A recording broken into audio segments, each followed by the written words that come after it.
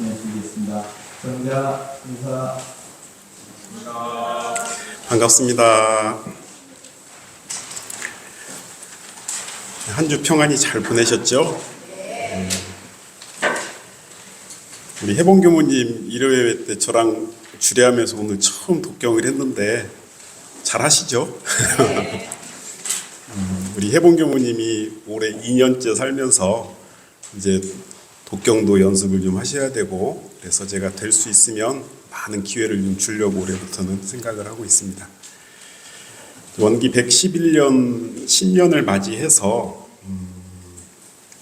모두가 다 함께 이렇게 새로운 마음으로 출발을 하고 있는데요. 저는 올 한 해 우리 교도님들 진리 공부와 또 마음 공부가 더욱 깊어지시고 또 날마다 은혜롭고 행복한 날 되시기를 매일 기도 올리고 있습니다. 또 하나 기도를 올리고 있는데요. 바로 종법사님께서 내려주신 은혜로운 평등 세상 함께 만들자라는 신년법문을 나로부터 잘 실천하겠다는 그 다짐과 또 그 평등의 물결이 온 인류에게 퍼져나가기를 올 한 해 기도를 좀 해야 되겠다 하면서 좀 진행하고 있습니다. 오늘 설교는 지난주에 이어서 신년법문을 새기는 시간으로 준비를 했어요.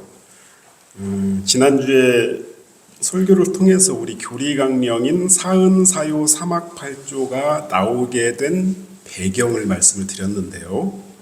아마 조금 어려우셨을 것 같아요. 원론적인 얘기라서. 오늘은 그러한 평등 세상을 만드는 구체적인 방법, 이 사요에 대해서 제가 준비를 했는데 큰 주제 두 가지를 말씀드리려고 합니다. 첫 번째는 왜 우리가 사요를 꼭 실천해야 되는가 하는 이유에 대한 거고요. 둘째는 생활 속에서 사요를 그럼 어떻게 실천해야 할 것인가라는 방법에 대한 문제입니다.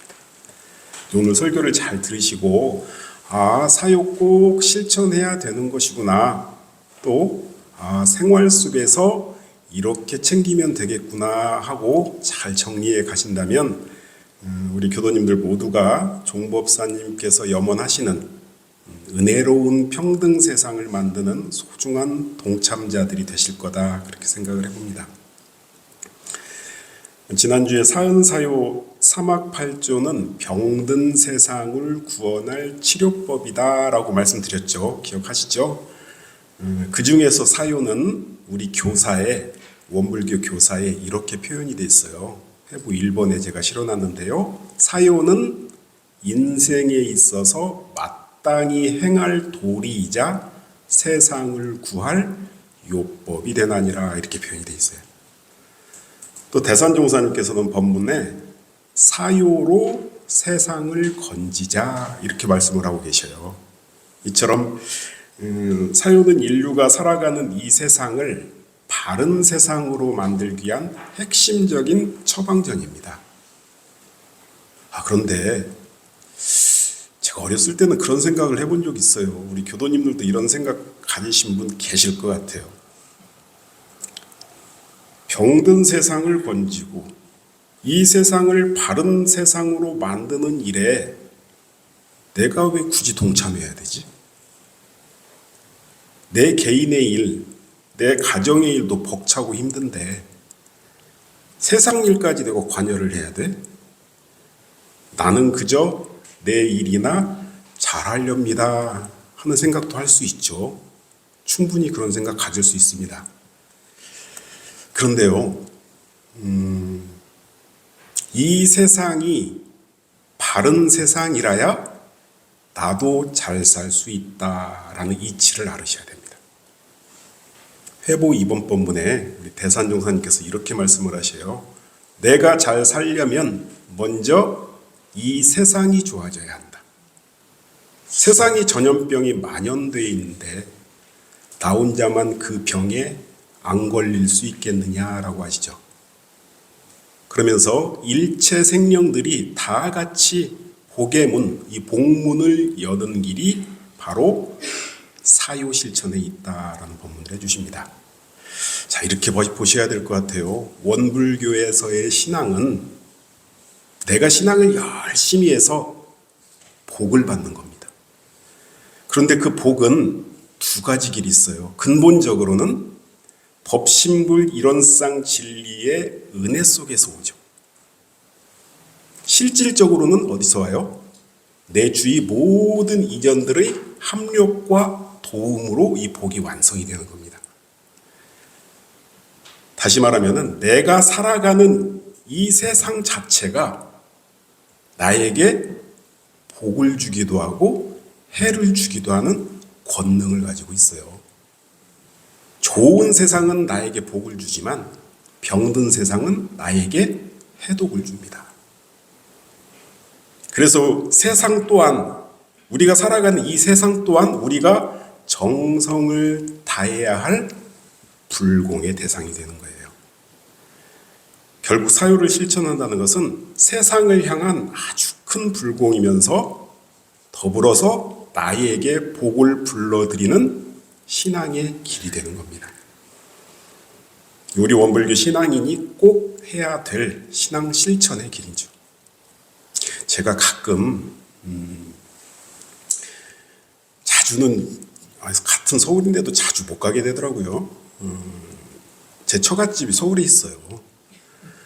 강남에 있는데 제가 가끔 들려요. 일요일 날 오후에 큰일 없고 별일 없으면 저녁 때쯤에서 잠깐 들리거든요. 가서 장모님이 계셔요. 그래서 장모님께 인사도 드리고 할 겸해서 갑니다. 그런데 항상 제가 일요일 한 6시나 7시쯤 그렇게 가는데 한 6시쯤 집 앞에 큰 대로가 있는데 거기를 이렇게 지나갈 때면 아주 탁한 기운이 그 일대를 뒤엎는 걸 느껴요. 처음에 이게 뭐지? 이 사람들은 뭐 하는 사람들이지? 하면서 몰랐어요. 거기에 뭐가 있는지. 그런데 가만히 보니까 거기에 큰 건물이 하나가 있는데 우리 아실 거예요. 화상경마장이더라고요. 거기가. 화상경마장. 진짜 경마장이 과천에 싸고 있고 거기서는 이 큰 화면에 보고 저기 돈을 거는 거예요. 근데 6시가 마지막 시간인가 봐요. 사람들이 우르르 하고 몰려 나와요. 몰려 나오면서 그 많은 사람들이 돈 딴 사람이 많겠어요? 잃은 사람이 많겠어요? 돈을 잃고 욕설 내뱉은 사람부터 시작해서 건물 앞에서 그냥 그 많은 사람들이 담배 피우고 있고 또 끝나는 시간에 맞춰가지고 트럭들이 와요. 무슨 트럭이냐면은 술 파는 트럭들. 포장마차 트럭들. 그래서 여기저기서 술판까지 벌어지고 그 건물을 둘러싼 그 탁한 기운이 엄청나더라고요.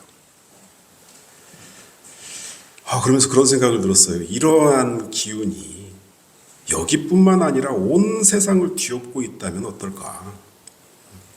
나 혼자 아무리 잘 살려고 해도 그 지옥 같은 기운에 나도 휩쓸릴 수밖에 없겠다라는 생각을 해본 적이 있습니다.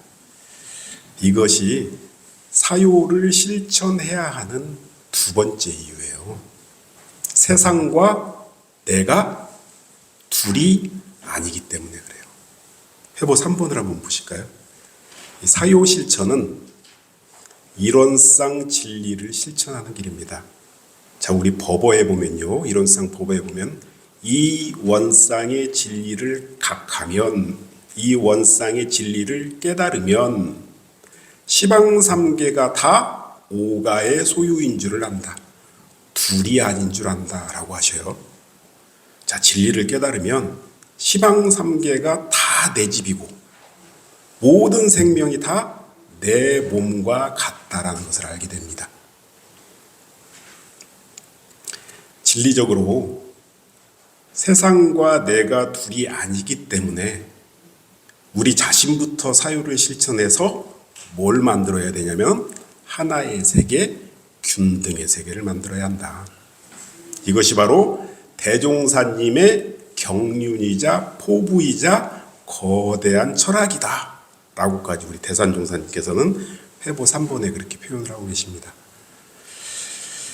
또 사유를 왜 실천해야 하는가 하는 마지막 이유가 또 있어요. 본래 부처와 중생은 하나이기 때문입니다. 부처나 중생은 본래 몇 개예요? 하나예요. 그래서 부처나 중생이나 이 세상을 살아가는 어떤 사람도 본래 자리에서는 다 평등한 거예요. 차별이 없어요. 그래서 회보 4번법문에 보시면요. 사요는 부처도 중생도 그 누구도 원만 평등한 일원의 진리의 근원에서 대종사님께서 천명하신 것이다. 그렇게 나와 있어요. 과거 선천시대에서는 하늘과 인간의 차별이 엄격했습니다. 또 성인과 중생의 차별이 엄격했죠. 그런데 인지가 발달되고 진리가 그대로 드러나는 후천 개벽의 시대에서는 하늘이 곧 인간이다. 많이 들어보셨죠? 하늘이 곧 인간이다. 이게 뭐예요? 동학의 인내천사상이죠. 이것을 대종사님께서는 뭐라고 바꾸셨어요? 처처불상이다 라고 말씀을 하시는 거예요. 자, 동학의 창시자 최재우 선지자 많이들 알고 계시죠? 이수훈 선사의 유명한 일화가 하나가 있어요. 이수훈 선생님이 1860년에 오랜 구도 과정을 거쳐서 깨달음을 얻으십니다. 자, 깨달음을 얻고 집으로 돌아오셔요. 집으로 돌아오자마자 하신 일이 뭐냐면은 집에 이제 부인이 계셨어요. 부인께 큰 절을 올립니다. 큰 절을 올리고 벽 속에 오랫동안 모셔놨던 노비 문서가 있어요. 그걸 먼저 불을 태워요. 불을 태우고 그 집에 여자 노비가 둘이 있었어요. 둘이 있었는데 하나는 당신의 수양딸로 삼고 하나는 당신의 며느리를 삼습니다. 그러면서 이 세상 누구나 귀천이 없이 모두가 다 하눌림이다 라는 말씀을 거기서 하셔요. 이것을 알으신 우리 대종사님께서는 뭐라고 표현하셔요? 수은선사님을? 수은선사가 나보다 먼저 다녀가신 선지자구나 하고 인정을 하시죠. 그러면서 우리 대종사님께서는 불법의 연원을 대서 누구나 다 부처님이다, 처처불상이다 라는 교법으로 내주시는 거죠. 바로 이 세상은 어느 누구도 차별받지 않는 어느 누구라도 귀하고 귀한 부처로 모셔지는 원만 평등한 세상이어야 한다. 그런 평등한 세상을 만들기 위해서 이 사요를 꼭 실천해라 하는 가르침입니다. 꼭 실천해야 되겠죠. 자, 그럼 그런 평등 세상을 어떻게 만들어야 되냐, 그 방법을 좀 잘 알으셔야 돼요. 먼저 대종사님께서는 이 세상이 평등 세상이 되기 위해서는 먼저 각자가 자력을 양성해야 된다 그렇게 말씀을 하셔요. 이 세상이 평등 세상이 안 되는 이유가 자력으로 안 살고 늘 남에게 의지하고 의존하면서 살려고 하기 때문이다. 그렇게 되면, 그렇게 자꾸 의지하고 의존하면서 살게 되면 인간으로서 마땅히 누려야 할 권리가 박탈당한다 그러세요.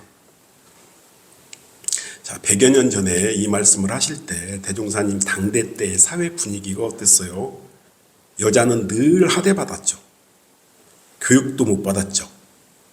늘 남편에게 자식들에게 의존하고 그러다 보니까 당시 여성분들은 인간으로서 마땅히 누려야 할 그런 권리가 그리 많지 않았다 그럽니다. 그래서 대종사님께서는 우리 원불교 회상을 열 때 의무와 책임을 남자와 여자에게 똑같이 부여를 하셔요. 대종사님 당대 때 최초의 수의단회를 만드실 때 여자하고 남자하고 동수로 구성을 하셔요. 9명씩. 그걸 보고 제자들이 걱정을 해요. 쑥덕쑥덕하기 시작합니다.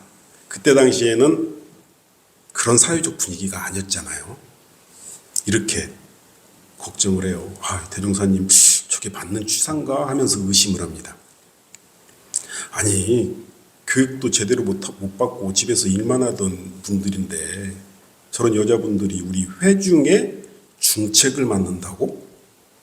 야, 우리 회상 잘 운영되겠어? 참 걱정이네. 이런 분위기가 점점 많아져요. 대종사님께서는 그런 이야기를 전해드리십니다.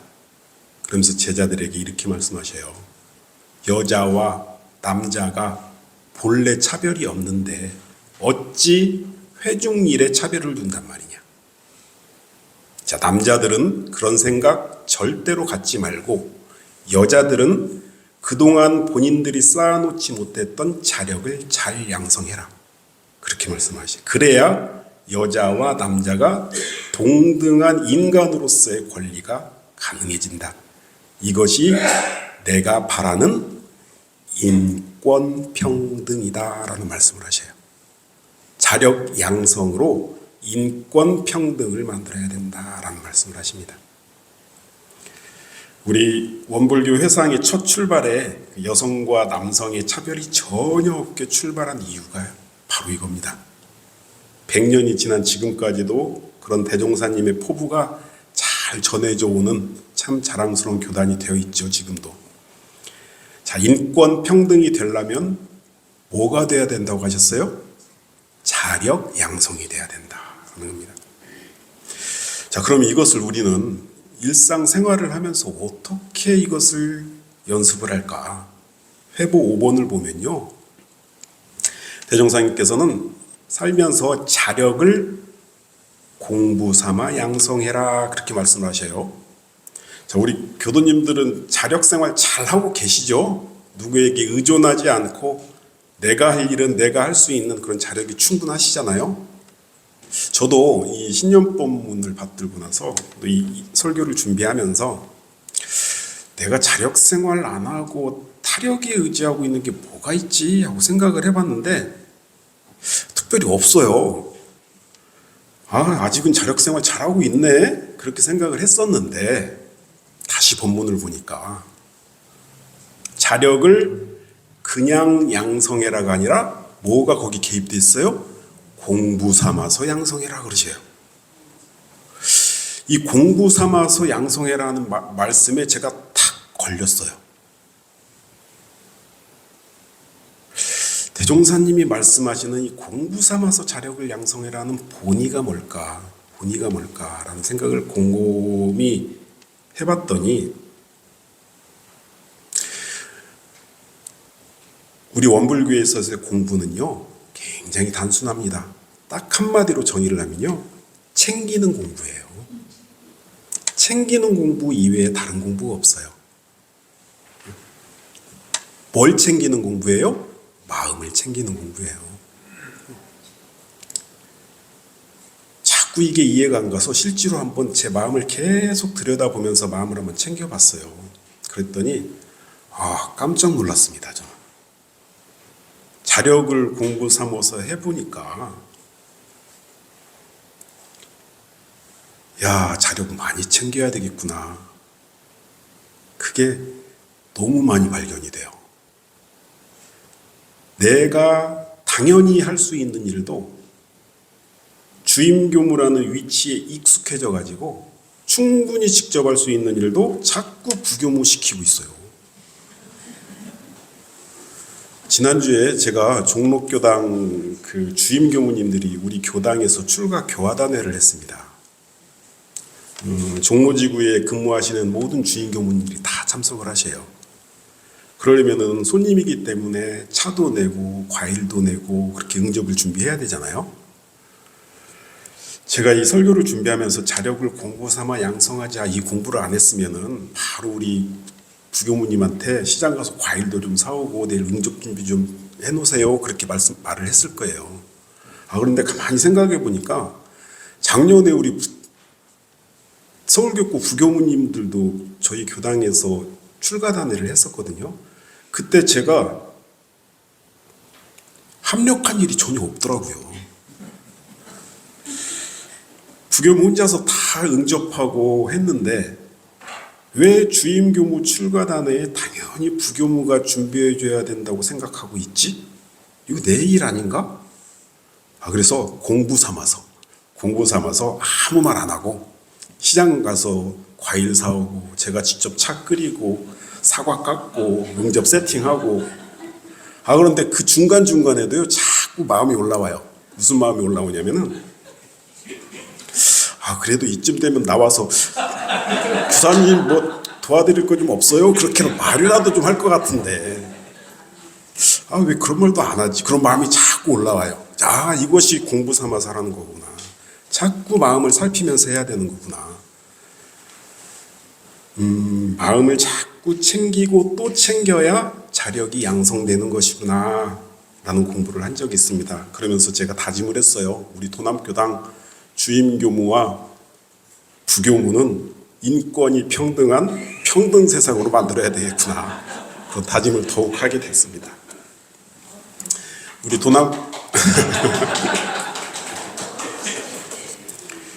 우리 교도님들도 생활하시면서 나는 자력이 풍부해, 나 자력성을 잘하고 있지 라고만 생각할 것이 아니라 자꾸 살피고 또 살펴서 습관적으로 의례 생활을 하고 있는 것 있지는 않은지 발견해 보세요. 그래서 챙기고 또 챙겨서 이것을 공부 삼아서 자력을 양성하는 것이 사요 실천의 첫 번째 방법이라는 거 꼭 기억해 주시면 좋겠습니다. 더불어서 대종사님께서는 또 말씀하셔요. 자력이 없는 사람 도와줘야 된다. 그냥 도와주는 게 아니라 뭘 도와줘야 돼요? 자력을 키우도록 도와줘야 된다. 이렇게 말씀을 하시죠. 특히 남녀가 동등하게 의무와 책임을 이행하자라는 것이 대종사님께서 굉장히 강조하시는 자력 양성의 내용입니다.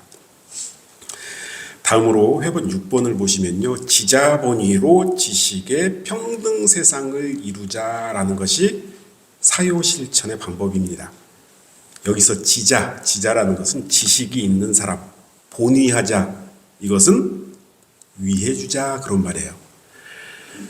사람은 본래 차별이 없다고 말씀드렸잖아요.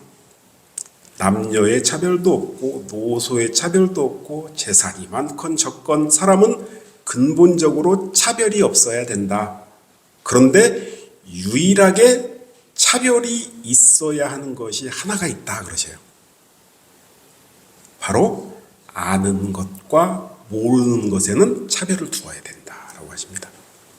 왜냐하면은 이 세상이 평등의 세상이 안 되는 이유 중에 하나가 이 사람은 세상 살아가는 지식이 굉장히 많고 이 사람은 지식이 없어요.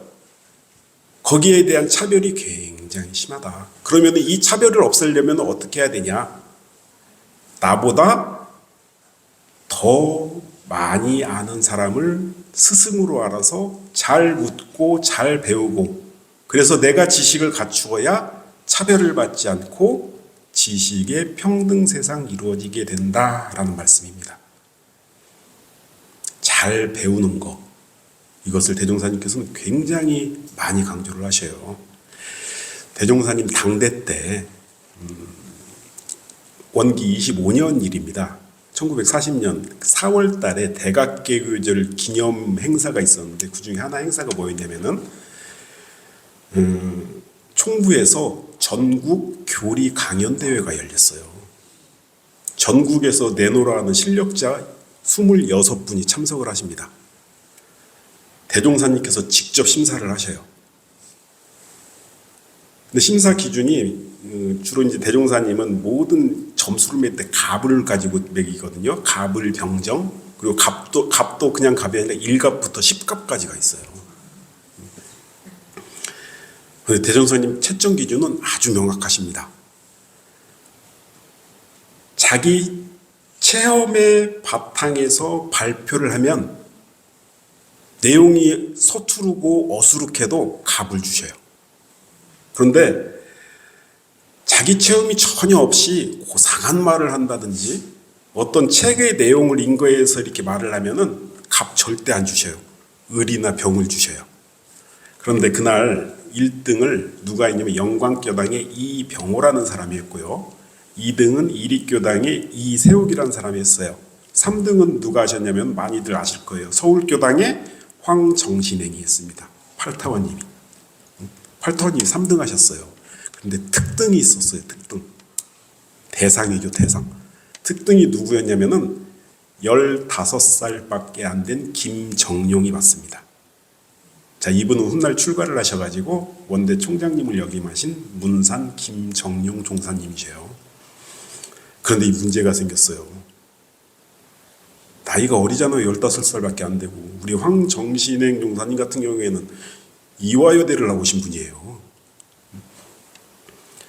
그런데 나이가 너무 어려서 교리를 잘 모르니까는 당시에 총부 교무님이 누구셨냐면은 주산 송도성 종사님이 총부 교무님이셨는데 이 주사님이 원고를 다 써주신 거예요.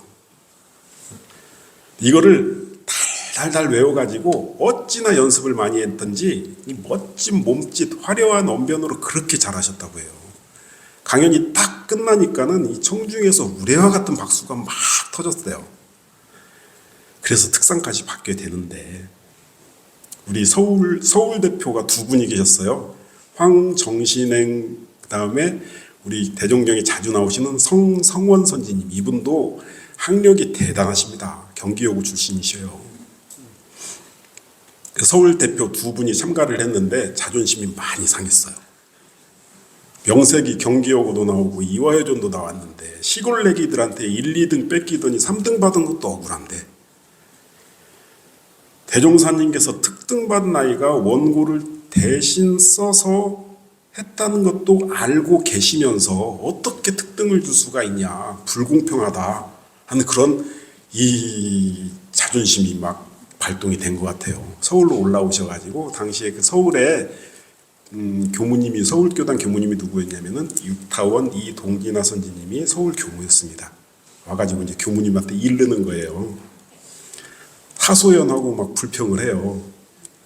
그랬더니 두어 달 후에 대종사님이 서울을 올라오십니다. 서울을 올라왔더니 육타원님께서 대종사님께 어찌 그러셨어요. 대신 써준 걸 특등을 주고 해서 이 두 사람이 정말 섭섭해하고 있어요. 그렇게 말씀하셔요. 그랬더니 대종사님이 그 두 분을 부르셔요. 불러가지고 이렇게 물어봅니다. 너네들이 듣기에도 정룡이가 잘하드냐 못하드냐? 박수를 더 많이 받드냐 덜 받드냐? 나는 그것을 기준으로 줬다 하니까는 또 따져요. 뭐라고 따지겠어요? 그럼 그거는 써준 거잖아요. 그렇게 따져요. 그랬더니 대종사님께서 이렇게 말씀하십니다. 정룡이는 교리를 잘 모르니까 교무님 찾아가서 배우고 익혀서 한 것이다. 너네들은 많이 배웠다고 신심여성이라고 물어보지도 않고 교무 한번 찾아오지도 않고 그냥 알아서 했지 않느냐.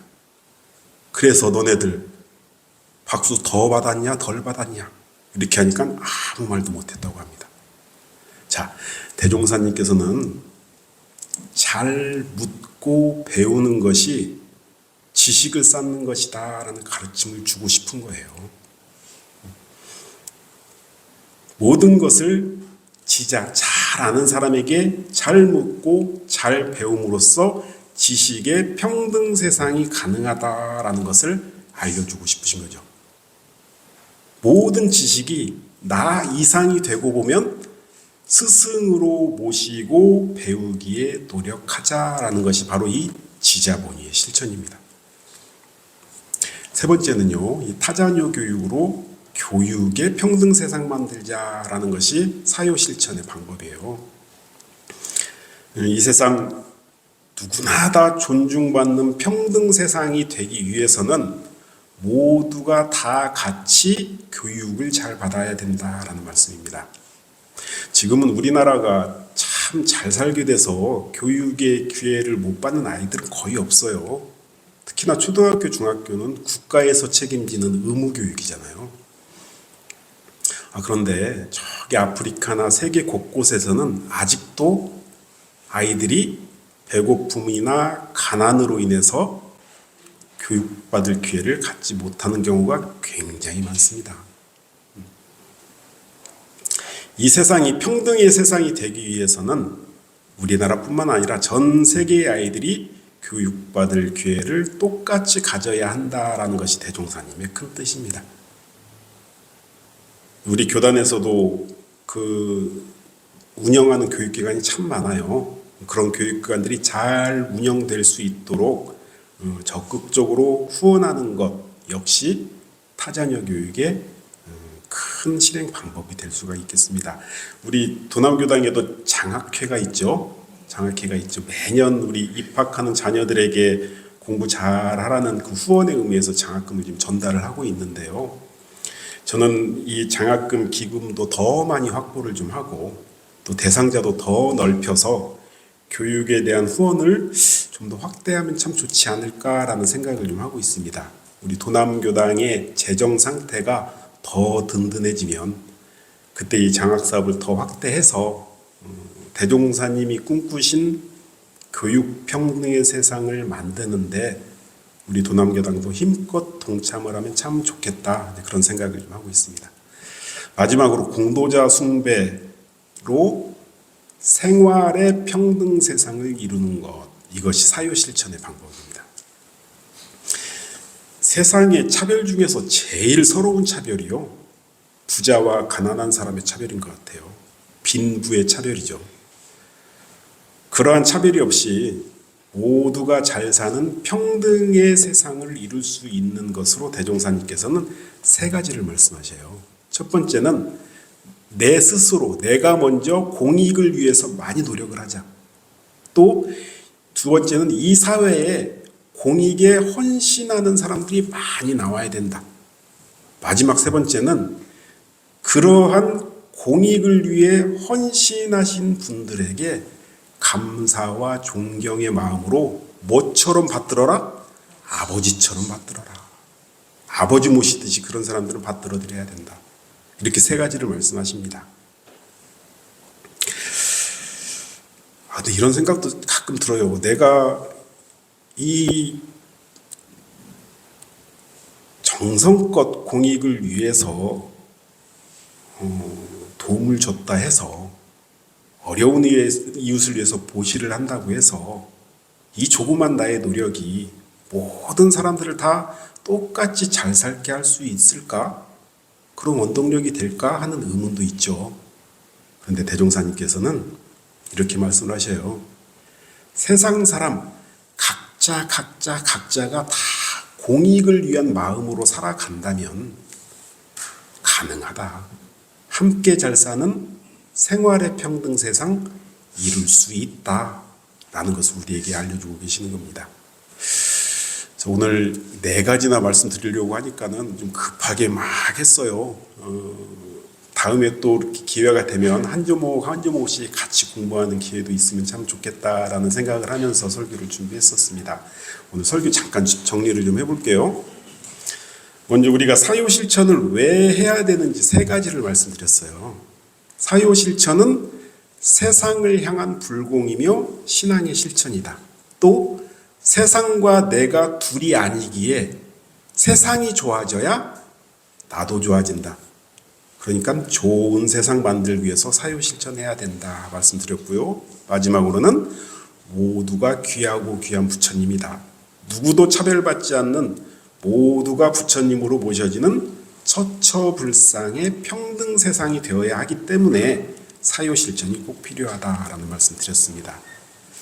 그리고 이어서 그럼 사요를 어떻게 실천해야 하는지 방법 네 가지를 말씀드렸죠. 이 부분은 회보 5번 한번 보실까요? 자, 5번부터 8번까지 굵은 글씨가 제목으로 있고 박스 안에 굵은 글씨가 맨 밑에 있죠. 화살표 있는 그 부분만 8번까지 같이 한번 봉독을 했으면 좋겠어요. 자, 5번 한번 보시고요. 사요 실천의 방법 1. 자력 양성으로 인권의 평등 세상 이루자. 오늘 하루 내 힘으로 당당하게 살았는가. 사요 실천의 방법 2. 지자 본의로 지식의 평등 세상 이루자. 오늘 하루 모르는 것을 잘 묻고 배우며 살았는가? 사요 실천의 방법 3. 타자녀 교육으로 교육의 평등 세상 이루자. 오늘 하루 내가 아는 것을 잘 가르쳐주며 교육의 후원을 잘 하였는가? 사요 실천의 방법 4. 공도자 숭배로 생활의 평등 세상 이루자. 오늘 하루 공을 위해 작은 유익이라도 주고 살았는가? 자, 이 네 가지 사요를 생활 속에서 정성껏 실천하셔서 종법사님께서 염원하신 은혜로운 평등 세상 함께 만들어가는 우리 도남 교도님들 되시기를 바라면서 오늘 설교 마치겠습니다. 감사합니다.